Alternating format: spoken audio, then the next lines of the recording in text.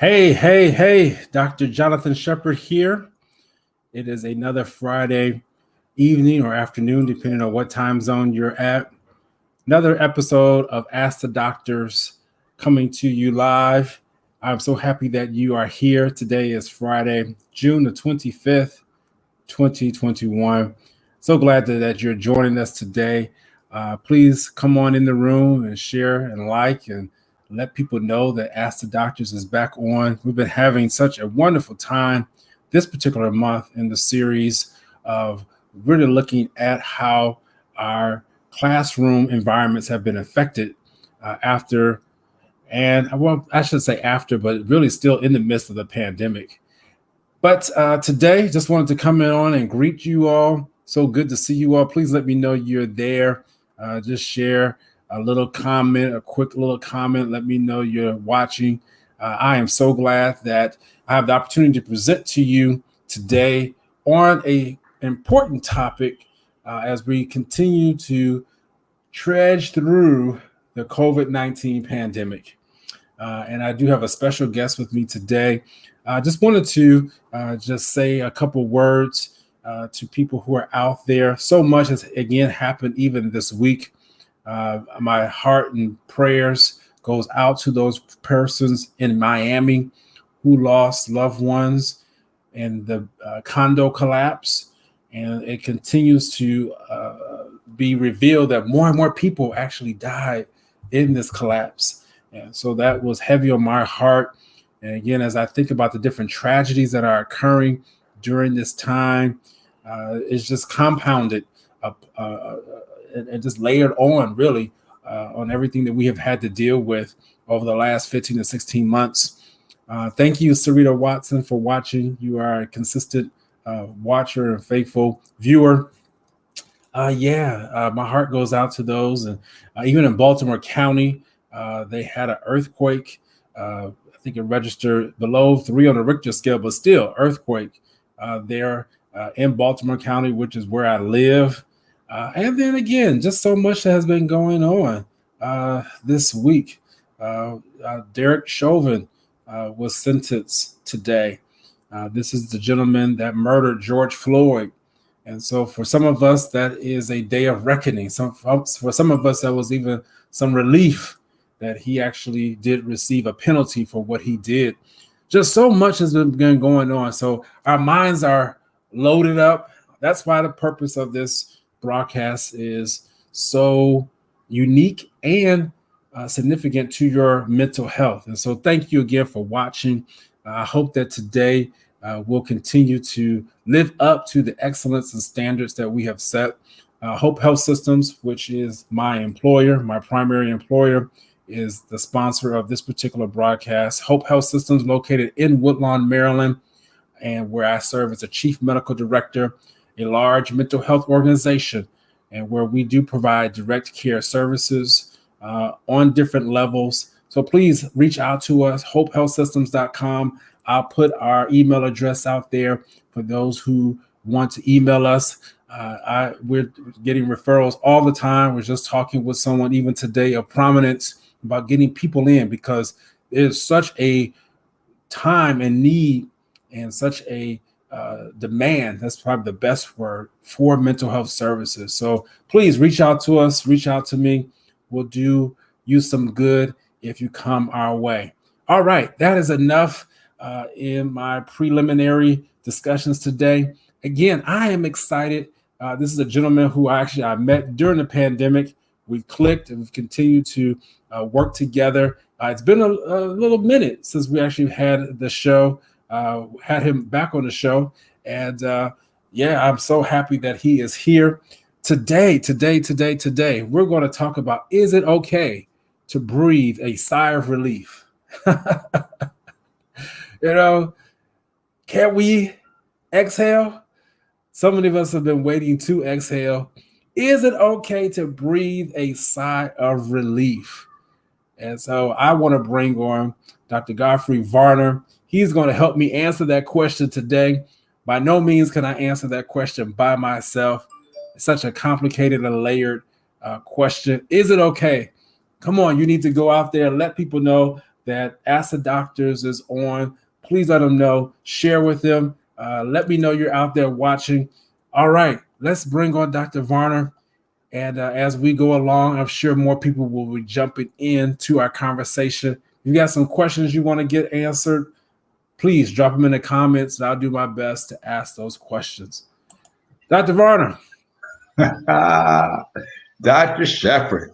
Hello, and how are you? It's been a moment. It has been a moment. I think we had scheduled you for something, and something just didn't work out with your calendar or something like that. But it's been a few months and a little too long. And I'm so glad that you are here with me. You asked me how I'm doing. I'm doing pretty good, sir. How are you? I'm doing well. I'm doing well. I see that you have filled that beard out some. Looks like life is treating you well. Yeah, life is treating me well. Yes, it is. Yes, it is. I get a chance to go to the barbershop today, so you see a little bit more scruff than normal, but yeah. It looks good, brother. It looks good. Yes, sir. So tell the people a little bit about who you are. There may be a few people who are watching who don't remember who you are and what you do. Hey, I am Geoffrey Mount Varner. I'm a board-certified emergency medicine physician, as well as I am a decisions and crisis expert. I go around the world. I teach executives, corporations, teams how to manage crisis, but more importantly, how to make decisions, especially split-second decisions. I am still a practicing ER physician on the front lines of like COVID. I'm also a COVID professional. I talk to about 2 to 4 million people a week as it relates to COVID. But most important, I'm a husband, a son, uncle, but I'm a father of 2. An 18-year-old young lady who I just dropped off at Hampton House, as well as a 15-year-old boy. Wow. Oh, man, you got a college student now. Yeah. I do. Wow. Well, that's awesome. So she graduated a couple of weeks ago. Is that correct? She graduated a couple of weeks ago and did the prom, the signing, the graduation, all that. It was a full 3-week sprint, but it was good. Wow. I mean, we can really even start there, because how was that even for you, knowing that the coronavirus is still out there? Some people are not vaccinated. How was that even for you as a physician, as a father, to know that your daughter was out there with these different events going on? That is a very interesting question. Let me just say just up front, nothing I say should be taken as medical advice, just for information purposes only. And then how I do things may not, it may be different from how the CDC does things.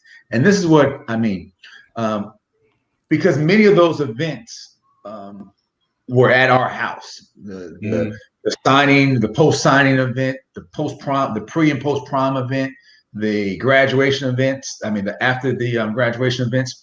And I say that to say we had one of the rules that we had within the household was that anybody who came in the house had to have on a mask.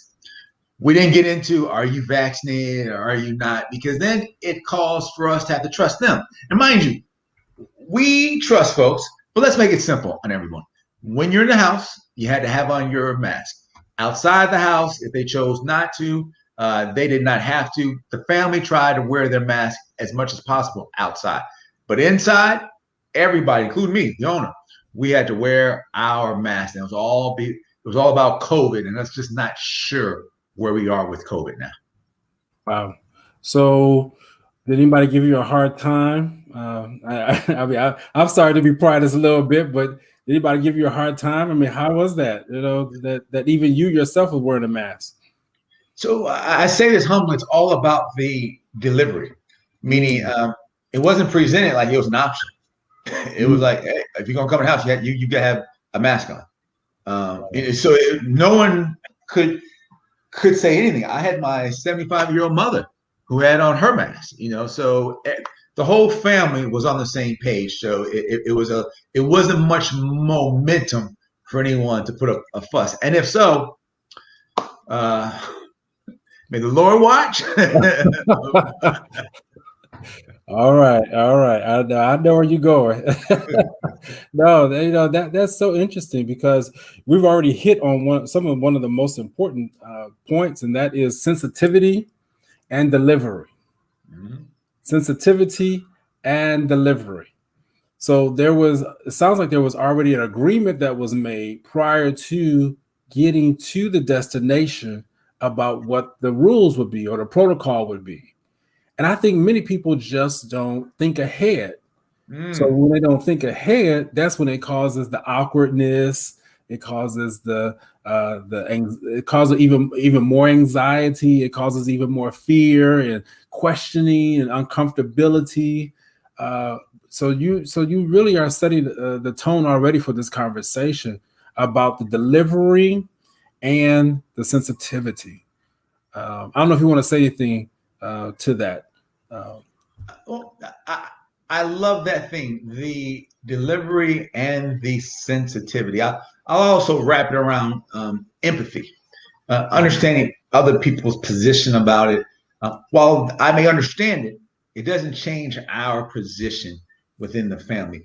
And then keep in mind, Dr. Shepard, this COVID thing is, in my mind, is still not over. So I was sensitive about some things, but at the end of the day, and I'm sure that most people on this call can appreciate this.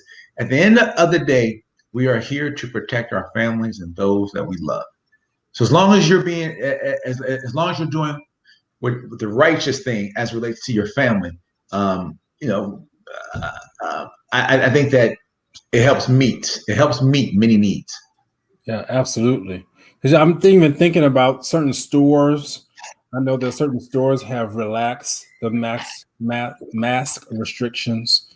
I know that even in certain hotels, when you go in there, they have big banners now that say, if you're unvaccinated, please wear your mask. If you are vaccinated, masks are optional. So even in their wording, they're trying to be sensitive to where people are at without offense or offending anybody. But let me just tell you, Doc, I'm looking at a headline just today that the COVID-19 deaths over the last 2 months. I think it was through May. Most of those, about 99% of those deaths were due to people who were unvaccinated. I don't know if you saw that. Yes. Comment on that, sir. My comment is we're not surprised and we knew this was going to happen. Why? Because the science has been very clear, it's been consistent and clear. And that is that vaccines save lives, and that's how we get out of this. In no way am I suggesting that. I mean, my heart still goes out to the unvaccinated, and especially to the unvaccinated who are dying. But I would just encourage people that it's still not too late. There's still over 150 million Americans who are not vaccinated, and most of those are Black and brown people. Most of those are Black and brown people for many different reasons. Those stats do not surprise me. Wow. That's just something, when you think about the number of people who are dying still from the coronavirus, that it is that high of a percentage. It makes sense, logical sense. But again, when you see the data that is coming forth, it just really, rattles your mind. So there's a question already that Sarita Watson asked, and then I want to get back into some of our questions. She asked the question, should you still mask up going to a gym? What do you think? So again, this is not the CDC guidelines, but what most healthcare professionals I know that are doing is that indoors they are still masking up, and that includes gyms, and I would even add especially gyms. Why?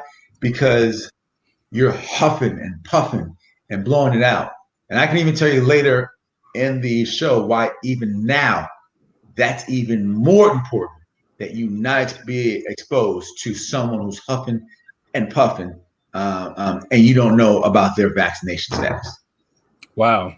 Why don't we jump into that now? Yeah. Why is that? My man, we will jump right into it. Just real quick, everyone. So everyone recognizes that they've adjusted the nomenclature the name for these variants. It used to be the UK variant, the South African variant. Now they have put Greek letters on there. There's the Alpha variant, there's the Beta variant, and the Alpha variant is the UK variant. Then there's the Delta variant, which is the Indian variant. Now follow me on this one. The UK variant was about 40% more infectious. Then if you combine the fact that the Delta variant, which is the Indian variant, it's about 60% more. So technically, these new variants are about the Delta Plus variant is about 100% more infectious than the original one. Why is that important? Here's why. Let me just paint. Let me give you an example. This time last year, if someone in the Varner household contracted COVID, they could simply isolate in part of the house. As long as we took the proper precautions, everything was fine, and no one in the household would likely get COVID. Are you following me, Dr. Shepard? Mm-hmm. Okay. Now, what they're finding with this new strain, because it's more infectious, is that when one member in the household, in an uninfected household, contracts COVID, no matter what precautions they take, the whole household contracts COVID. Why? Because it's more infectious. And it takes less of a contagion, meaning less of a concentration of the virus for you to get infected. Follow me on this one. If it takes less of a concentration of the virus, you need to be exposed to as little of the virus as possible. And how do you do that? If you have on a mask, if the other people have on a mask, and if you could be outdoor, that would be great. But more importantly, indoor is still quite important for you to have on a mask. Wow. So the fact that the Delta variant is now more contagious is something that people have heard and really need to understand and comprehend, that it is real. And is it more deadly than the other variants? Let me ask that. Yeah. So for those who are unvaccinated, it is more deadly, but there's a small distinction that needs to be made. There's the Delta variant, then there's the new Delta Plus variant. And all that means is that another protein has been changed. The reason why that's an issue is because in the South African strain, which was the beta strain, it showed that that perhaps the vaccines were not as effective against that strain. But now with these two different protein changes, there's some real concern. Are these vaccines going to be effective against the Delta Plus strain? Did I answer your question? Yeah, you did. You absolutely did. And so it's a little bit scary, I'll be honest with you, because there was so much of a push that went into getting people vaccinated. I'm even seeing now where certain states that had the financial incentives, they're going away now because some people they're just like, I'm not getting it. I've been working even with some members of my family who have decided not to get the vaccine. I've been talking with other healthcare workers. Imagine that, Dr. Godfrey, who they're saying they're not getting the vaccine. And these are people who are younger. I'm talking about 30s, maybe 20-year-olds. So how do we reconcile that, knowing that we have these variants? And let me just say this. Viruses mutate. That's what viruses do. That is a part of a virus. Viruses are to mutate. So that's part of their characteristics. If they want to stay alive and do what they do, they're going to mutate so that people can't get rid of them. So let them do what they're supposed to do, right? Yes. But how do we help people to understand that, hey, you need to get vaccinated? That really throws me, sir. And it throws you for very righteous reasons. Let me just say this. I'm gonna say two things. For those people, especially the young, if you follow the new academic peer review literature, follow this, Dr. Shepard, that up to 30% of people who contracted COVID of any age have some neurological issue based upon CAT scan, MRI, or physical exam finding. Wow. 30%. Wow. That includes people who contracted COVID who had no symptoms and did just Wow. fine. Wow. And so I say that, and we don't know what these CAT scan findings that we see on the CAT scan, or the MRI findings that we see on the MRI. We don't know how that's going to play out long term. We don't know. What we do know is that there's some changes, and like I say, what's going to happen here? What is my point? Most people who are not getting vaccinated is that they're concerned about the long-term side effects. Right. But rarely do you hear them talk about what about the long-term side effects that we know about from COVID. I would just highly encourage people to really, really consider the information they know and don't know and that they're scared of. Because let me tell you, Doc, I had a conversation with a patient this past week, a family. And so I have been asking some of the patients, have they gotten the COVID-19 vaccine? One mother, she went off. She's like, there is blank no way I'm getting this vaccine.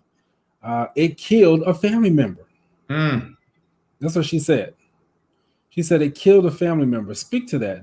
Are the vaccines killing people? Oh, okay. No, the vaccines are not killing people. What people are being misled about, it's something called the VAERS report. Anyone who has a concern that the vaccine caused something, they simply submit this. They can go online and submit it. Early on, the first 7,333 cases, they looked into all of them. They looked at their death certificate, the medical records, and like one other part. None of them were correlated with the vaccine. I think that often, Dr. Shepard, the issue is people think that if I get a vaccine today and I have a heart attack tomorrow, it was related to the vaccine. And right. What we like to share with people is that the disease processes that existed prior to our vaccines have not changed one bit. In fact, many of them have been exacerbated because of the decrease in medical care over the last 15 months. In summary, there has not been one case that has been shown that the vaccine caused the death. So I hear you. They're a rebuttal. Well, what about social media? What about what I'm reading on the internet? Response? My response is, look, we learned a long time ago. Don't listen to social media. Don't listen to social media as it relates to this. I'll tell you why. Here you go. People who I would listen to, or at least give a larger ear to, are licensed professionals. Here's why. We just can't run off at the mouth, meaning that we just can't make up stuff, because there's a licensing body that can take our license. Prime example. I forgot President Trump's White House doctor, the radiologist. They are now looking into his license because they could show on camera where he made some claims that were scientifically wrong, completely wrong. Wow. And like, what's my point? These internet movies and stuff that like I see, these are not licensed people. They can say anything they want. They can say COVID came from Mars, and then it jumped to like Saturn, then it went around Jupiter, and it came here. They can say that because there's no governing body as it relates to like social media. I highly encourage people to follow the CDC, follow somebody who's licensed, who you trust. Thank you for saying. I didn't realize that they were actually investigating. That particular doctor. Yes. I'm trying to think of the woman doctor. It's not her. That's not the. No, it is the radiologist. I forgot his name. Maybe later on in the show, it will come to me. Yeah. So that's interesting. Please note that, viewers, that we as physicians, we are governed by a licensing board. Yes. And we just cannot make certain statements and think that it's okay. But Doc, listen, what about the Texas hospital where hundreds of employees are refusing to take the vaccine and they're getting fired or terminated? What's going on there? So Dr. Shepard, for anyone who's a licensed healthcare provider who works at a hospital, this isn't new to us. Let me explain. While they don't mandate us take the flu vaccine, they don't mandate it. If you want to work in that hospital, you've got to take that flu vaccine. COVID is nothing different. And by the way, before people get in arms, if you have children, it's the same way if you want to go to kindergarten. There's some vaccines you've got to like take. My heart goes out to those 124 people in like Texas, but they know how culturally it's already set up. If you want to work at a certain within a hospital, there are certain vaccines that they expect you to like take. And by the way, you didn't ask me that, but I'll go ahead and say I'm proud of that hospital system because they were doing what was in the best interest of protecting their patients. Absolutely. And there are more hospitals. The hospital system here in Maryland, University of Maryland, has already come out and said all employees have to be vaccinated. And there will be others. I've seen in headlines where other hospital systems have come out and said, this is our guideline. This will be, I shouldn't even say guideline, this is our standard. Ooh, I love campuses, college campuses are doing the same thing. Last week, we had one of the deans from LSU, Louisiana State University, who actually works in the health sciences. And so he was here to talk a little bit about how to make sure that the people who are coming back to campus are vaccinated. It's just going to be a way of life. Even when I'm going down to stores, if they see me without a mask, I'll be like, I'm vaccinated. It's just so that they can. And then the thing is, how can you trust? There's no censor to say, oh, he's telling the truth. Or, oh, she's not telling the truth. You really have to go off of the honor system, honestly. But it really is something. People don't realize that. And I'm going to stop commenting, but people don't realize that if you work in a hospital, you do have to take certain vaccinations. I can remember very clearly when Joint Commission came to do our audit at Hope Health Systems. They said the place where they wear masks the most and actually get the more compliance of people taking the flu vaccine is in Manhattan, New York. And it's so interesting that out of all the places throughout our country, that is the place. And guess what the top number still is? What? 70%. There's still another 30%. Because I felt bad when we presented our numbers, for it's like, oh, you good. She said the best we've ever seen is 70% of people going to get the flu vaccination. Wow. Isn't that something? That is something. It is something. So what I want people to know that this is not a new struggle, which is what you highlighted. This is an ongoing battle.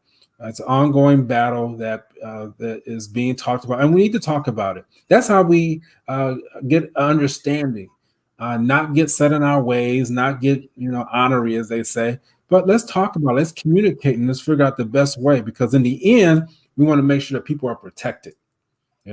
That's really the crux of it. So, with that said, and I like the pace that we're moving in this show. I really do. So please share, please like, because Doc, I want you to address this now, because we got people, we got athletes. We have people who are recognizable names in households who are telling people, for instance, Cole Beasley of the Buffalo Bills, who has said, I would rather retire than take the COVID-19 vaccine. Dr. Varner, help us out. I don't get this. Well, first of all, I support the young brother's right to make foolish statements, because it's his First Amendment right. I think we got to walk this back. Athletes, entertainers, love them. They help the world go around, but their notoriety is not for their academic thinking. Many of them are very wise and very, very smart, but to hear an athlete give medical advice would be akin to me telling him how to play professional football. There's no nexus there. And so I say that just to like people, just to share. And in any way, in no way was I trying to demean or Mhm. besmirch anyone. I was just highlighting that we all have roles. We all play we all have a role that we play on this stage of life. And giving medical advice should probably stay amongst those who are medical professionals. Outside of that, all you have is an athlete who has the podium, and therefore can influence others. And which is why it's very important for when you have that kind of influence, it's very important for you to be well informed. A better way that he could says, hey, me and my family are not going to take it for very personal reasons, but I would encourage you to talk to your primary care doctor. Dr. Shepard, even you guys, man, that's a different way of going about it, right? Yeah. Because there are people who like look up to him. But to make the point, I'm sorry, I was being a little sarcastic. The young man does not know what he's talking about. Yeah. No, I get you. No, it just bothers me. And thank you for even, saying it like you did, that we need to learn how to stay in our lanes. But regardless of that, there's influence. There's influence even with this broadcast. Mm-hmm. That's why I'm so careful with what we talk about. That's why you gave the qualifier earlier about this being informational purposes only, because what we say, we know that people are listening. Yes. We know that people will take what we say and literally eat it up and use it as gospel, as they say, and govern their own lives according to what our expertise tells us. So that's why you have to be careful. And so I'm just concerned. Thank you for being so reasonable. I'll tell you, I wasn't reasonable when I heard that about Cole Beasley. I was like, who does he think he is? Like telling people he would rather retire. Now, again, that's a personal decision, rather retire. But it was pretty blatant. I mean, he went on a little tirade about the COVID-19 vaccine protocol that the NFL is implementing. And and the truth of the matter is, he's not going to retire. So why is he even going to front? You can't afford to retire. That's how you make your money. So stop faking.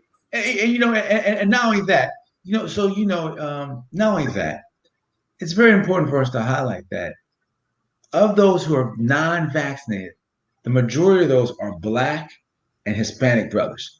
Somehow the Asians, many of them, the majority of them haven't managed to get vaccinated, and I'm proud of them.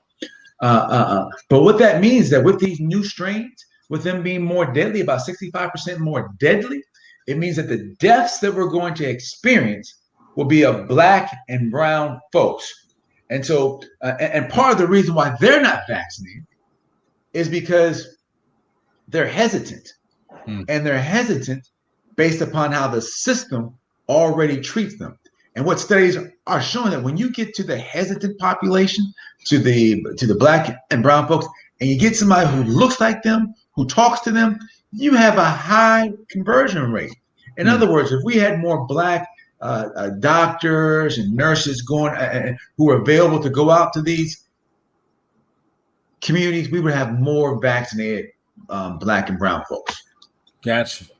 Yeah, and thank you for continuing to emphasize that, because we're already at a disadvantage, and so to allow a virus to come in and to continue to wreak havoc on our communities and our neighborhoods, and we could do something about it. I just want to also throw in, you have a lot of people who, if you look at the political parties, Republicans, even in Congress, some people won't even take the vaccine. It's just, yeah, it's a little disturbing to me. I'll be honest with you. So let's do a connection here of why we're all in this together, both Black, brown, purple, and green. Every time, as you alluded to, every time someone is infected with that vaccine, or every time someone's infected with the virus, there's always an opportunity for a variant to develop. What that means is the more number of people who are not vaccinated, the more variants that we're going to get. And we can have enough changes, enough variation where the vaccines may stop working. And hence we may find ourselves where we were this time 4 months ago, a rising number of deaths. Currently, we're at 400 deaths a day. Yeah. Yeah. And so guess what? You said, yeah. Me, I said, yeah. Because we've gotten numb. 400 Right. deaths a day this time last year would have been horrific. Wow. Everyone, we're not past this yet, and we all have to do Mhm. our part.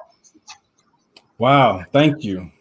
Wow. Thank you for even saying that. Get me in check, because you're absolutely right. One death is too many. And so, absolutely. Let me shift gears here, because remember the question that we're going to ask, and I want this segment to really build up to us to be able to answer this question about being okay to breathe a sigh of relief. But there's one more area that I want to deal with before we get to that, Doc, and that is travel. Let me tell you, airlines, airplanes are full. Hotels are building back up. Car rentals. You can barely find a car at a reasonable price, because people are now traveling, and the car rentals, they had sold the cars to be able to keep their business afloat, and now don't have the cars that people are demanding them. So speak to those people who are traveling, and let's just stay domestic, and then let's go international. Do you have anything that you want to tell people to do when they're traveling? Sure, and thank you for giving me this opportunity to speak directly to that population. I would well, congratulations on surviving the crisis at such a level that now you can go and travel. But I would highly encourage you to just keep in mind that we have a live virus out there, and that socially distancing while you're in the airport or at the train station, and wearing your mask are absolutely key. Wearing your mask is absolutely key. And the other part about this is because we like talked about the Delta Plus strain. Mhm. The symptoms have changed, Dr. Shepard. I'm going to tell you how this is tied to travel. Now the current symptoms are nasal congestion, runny nose, cough, fever, chills, just regular cold-like symptoms. Usually they do not have a loss of sensation, and sneezing as well. That's a part of the new Delta strain. And hence, when you're someplace or you're in a crowded and you are in a crowded area and you got sneeze, you could very well be sneezing. There's be COVID spreading everywhere, and that's why it's very important for everyone to have on their mask. And when you sneeze, try to sneeze into something that's closed, your arm, a bag, something, because you are amongst many people, and you infect one, they go infect many more. So I just ask people that when they travel, just be mindful that there are many people, as you talked about earlier, who are still very sensitive and very concerned and feeling a fair amount of anxiety. And so we've got to make sure that we keep them comfortable and safe as well. Wow, wow, wow! I got a couple of questions here before we get to the main question about the topic of our show. So Sarita Watson, she's asked another good question. She has there been any research, or has there been any development? That's probably the better word, on getting the COVID vaccine shot every year. Has there been a definitive answer to that yet? There's not a definitive answer, but thank you very much for that question. The general feeling in medicine is that we will likely need a booster shot, an additional shot, no matter which one you took. So if it were the Johnson & Johnson, you may need another one. If it were the Moderna or the Pfizer one, you will likely need another one. We're really not sure yet, but it's looking like that's what's going to happen. Yeah. When can we find out? Because I'm thinking, it's been I'm coming up on my 5th month now since I've been vaccinated. I've been fully vaccinated since February, the middle of February. And so come July, it'll be 5 months. So, I'm just thinking ahead, like, I wonder how long before they find out. Well, there are a number of studies going on, and there are a number of moving parts going on. For instance, one of the parts that we can all appreciate is that we don't know what these variants are going to do. And hence, like no one knew that we're going to get the Delta Plus variant, which is basically the Indian variant combined with the South African variant. No one saw that coming. And so the question is how's that going to impact the current effectiveness of the vaccines that we've already taken? There are ongoing studies, and so I think that because there are moving targets, it's going to take a little bit longer to tease this out. Gotcha. Okay. So please be patient. Yes. Yep. Please be patient. We'll let you know. And then here, Ask the Doctors, we'll let you know. We'll give you the exclusive. That's right. Miss Wumi, who is a part of Hope Health Systems, she's talking about how she's in the Barbados, which is a part of the Caribbean islands. And hopefully you're enjoying your time down there, and saying how very strict they are with the COVID procedures. Masks have to be worn. You must sanitize your hands everywhere before you enter a place. So when we're talking about travel, just get ready. You just can't say, well, we're about to get up out of here. If you're in Maryland, get away from the cicadas, which which are pretty much are dying off right now, thankfully. But just want to get up out and just get away and leave your mask at home. No, you cannot leave your mask at home. And Dr. Godfrey already just said something about that, because when you're traveling through airports, you have to remember there's so many different people who are coming through that same point of destination. I would say it like that. So when you're going through a travel hub, so if you got to go through Atlanta, think about all the different people who have traveled through Atlanta, international travel. And you may not even meet up with the international passengers. It's just that they happen to be sitting where you were. Y'all happen to be at Chick-fil-A at the same time, and someone sneezes, something like that. So you got to keep all that in mind, and just kind of reiterating what Dr. Varner said here. This has been wonderful, Doc. Wonderful, wonderful, wonderful. So I'm about to bring this to a close. It's been a good, healthy discussion.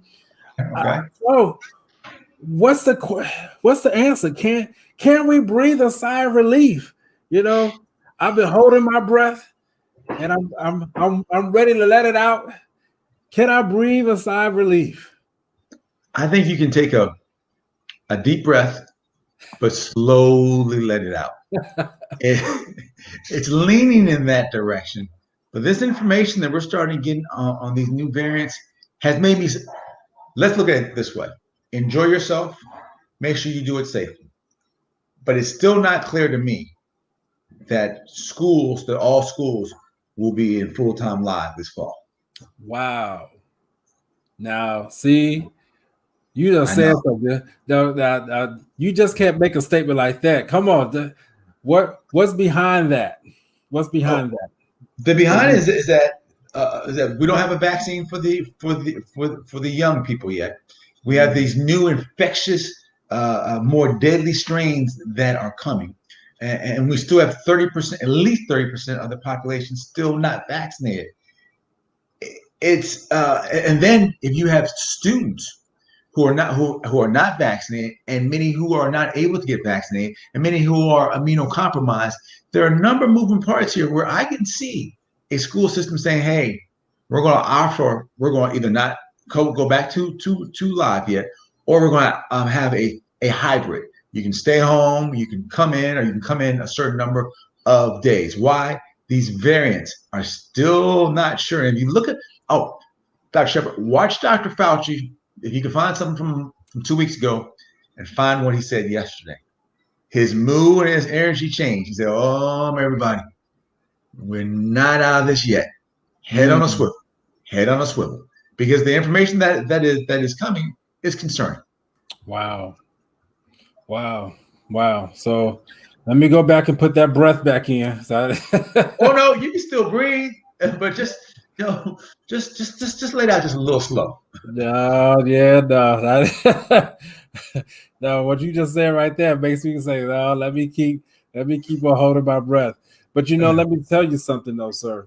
You really have piqued my interest, and I'm certain those who are watching and those who will go back and watch the replay. And thank you for those who are watching the replay about schools, because there's such a struggle, and I understand it. Working with children who have learning disabilities, children who have mental health disorders, and so many of them, they need that one-on-one contact. They need that in-person learning, so that they can be able to achieve at a certain level. In Baltimore, sadly to say, they're looking at record number of people who are not at grade level and they're reading and writing. And a lot of it has to do with the fact that the children were not in-person learning.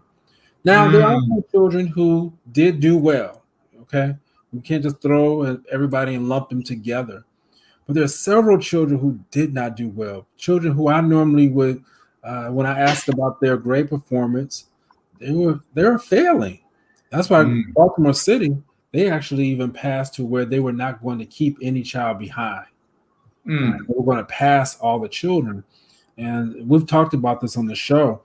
And just, now I'm not asking for you, is that the right thing? Because that's not your lane.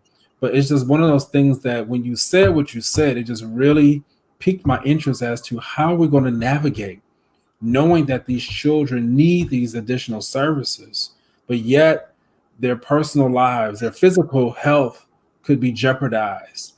And so it's a very tough, very, very tough decision, one that has to be discussed, one that has to be communicated. And I appreciate you, saying that about schools, because I'm telling you, people were saying, okay, yeah, we're going back to school.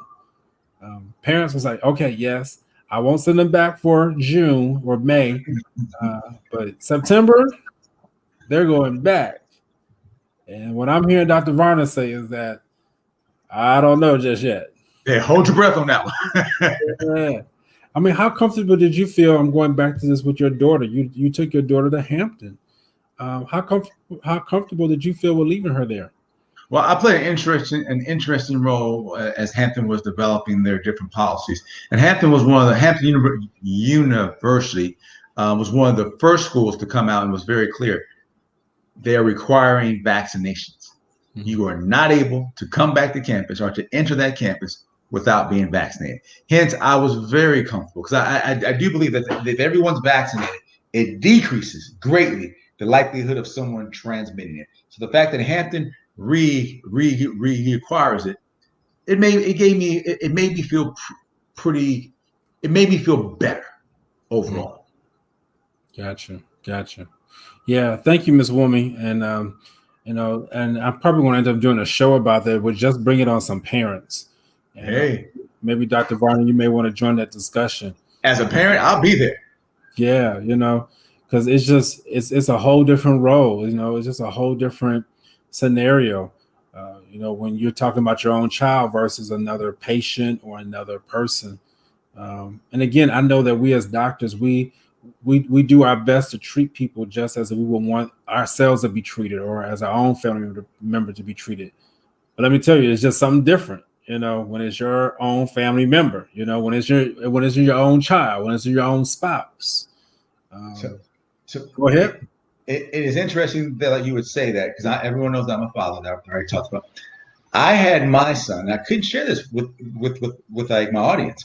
I had my son vaccinated, who was 15 at that point, before they opened it up to those under 16. Mm-hmm. And as a father, when I was doing it was very scary because you're like, hey, I'm vaccinated, but what's going on with my child? But I felt that strongly of how important it was for him to be vaccinated because I know what can happen if he gets COVID. But all this hoopla about what could possibly happen if he's vaccinated. What's my point? It's the same as yours. When it's your child, it's a little bit different. But I would encourage you to lean into science instead of away from science. Gotcha. Thank you. Lean in. Yeah, I like that. There's a song about that. Lean in. I hear it. Sure is. There's another question, and we're going to end on this. This is, again, been wonderful. Love the flow of conversation. Always, Dr. Varner, you come bringing it, and you come bringing it with such clarity, which is greatly appreciated by myself and by those who view this broadcast. Sarita Watson asked a quick question. If a person got the shot yet still gets COVID, does that mean that the meds didn't work in their bodies as quickly? No, not at all. Thank you very much for that question, Sarita. There's two different ways there's two different scenarios I want to address. The most common one is, hey, doc, I got vaccinated, and then I got COVID 2 weeks later. Two things about that. One, the vaccine did not cause the COVID because we know the vaccine does not have any live COVID in it, so it can't even cause it. Two, the most common reason for that is that you probably were exposed to COVID before being vaccinated. You're probably exposed, so you probably had COVID prior to getting vaccinated. That's the most common reason. And then there's the situation of you were fully vaccinated and you contract COVID. Keep in mind, everybody, that the studies are already very clear. If you're vaccinated, you're about 84% protected against contracting COVID, especially as relates to the newer strains. And we're not sure about the Delta. So there's 16% of people out there, which from a medical point of view, as you know, Dr. Shepard, is a very large number of who can still contract COVID. And then our final point. But those who contract COVID once vaccinated, the studies are consistent. None of them have needed to be hospitalized, and the symptoms are a lot milder. Gotcha. Yep. Thank you for that question, Sarita, and thank you for the answer, Dr. Varner. Any parting words? There may be somebody listening to us today. They are on the fence, and you spoke to the fact that there may be someone who looks like us who's out there watching, Dr. Varner. What would you say to that person if they're on the fence about getting the vaccine? I would say I get it. It's scary. You're a little concerned. You're worried about what's going to happen to your family. You're worried about what if you're the person who has a very bad reaction. And so I understand that and can appreciate that. I'm the one in the ER who, when people contract COVID, they come see, especially if they're like sick ones. But rest assured, I've not taken care of anyone who's come in about the reaction to their COVID. Not one person. I will say this. While it's scary, there are times that fear causes us to acknowledge it, but move past it. Take your fear, acknowledge it, but lean on science. And right now, compared to 6 months ago, we have 200 million people who've been vaccinated. We have that much data, and no one has died from the vaccination. No one has died from the vaccination. Whereas what we do know is that 590,000 people have died from COVID. Wow. I would highly encourage you to lean into what we do know. And we do know that the vaccine is saving lives. And I'm sorry the world's set up with that. We have difficulty communicating with somebody who looks like me to talk to you. I would just tell you, my family's vaccinated, and every healthcare worker I know, both black, white, purple, and green, they're all vaccinated, and they made sure that their families were vaccinated as well. So I would encourage you, just please pray about it and do what's in the best interest of your family, because your family needs you. Great. Thank you. Wow. That's a powerful way to end today's broadcast. And hopefully that you're able to take this information today, share it. Thank you, Cynthia Jackson. Thank you for watching, and thank you for your wonderful positive comments. And Sarita Watson again, Miss Wumi. And I know there's going to be so many different people who are going to go back and watch, as they always do, always end up with the triple number of views in our playbacks. So I'm not concerned about those who are here right now. I love the fact that you're here right now. I love the fact that you're live. Yes, I am. I love it. So continue to do it. But I know that there are going to be so many people who are going to go back and try to ask questions and wish they were live. So let people know they need to come on here live so they can get their question answered right here when the doctor is in. When the doctor is in. I love it. I love it. I love it. Where can people reach you, Dr. Varner, get your materials and things like that before we go? You can go to my website, splitseconddecisions.com. Again, splitseconddecisions.com. Or they can follow me on my YouTube channel. That's youtube.com/Dr. Joffrey. It's Dr. Joffrey, Geoffrey. All right. Wonderful. Wonderful. Thank you all so much for watching. This has been an excellent time. Wonderful information that has been shared. And I hope that you all please stay safe if you're traveling. Please make sure that you're traveling safely. We want you to return back home without a virus, without being sick. We want you to enjoy yourself while away and then come back and still be safe. And, we're getting ready for the 4th of July weekend, not this weekend, but the following weekend. And so already be thinking what you're going to do. Think about the different plans that you're going to make. Think about the different things. You know, if you're going to be like Dr. Varner, have people over your house, tell them ahead of time if they have to wear a mask. Don't surprise them. Thank you. I really appreciate how you were sensitive in your delivery of that message. Tell people ahead of time we're wearing masks or we're not wearing masks because everyone is vaccinated. So all you got to do is just communicate and do it ahead of time. And in doing so, you'll save yourself a lot of heartache, fear, anxiety, and you have a wonderful time. Thank you so much. And we will look to see you again. Dr. Joffrey, just stay real quick. I want to go ahead and end Hope Health Systems. You can reach out to us. We are a large mental health organization based in Woodlawn, Maryland. And we'll do you some good if you want to come on through and need direct care services. HopeHealthSystems.com or 410-265-8737. Oh, Audrey Moody, you were out there again. Another consistent person who watches. Thank you so much. All right, you all take care. Have a wonderful weekend. I look to see you on the following week.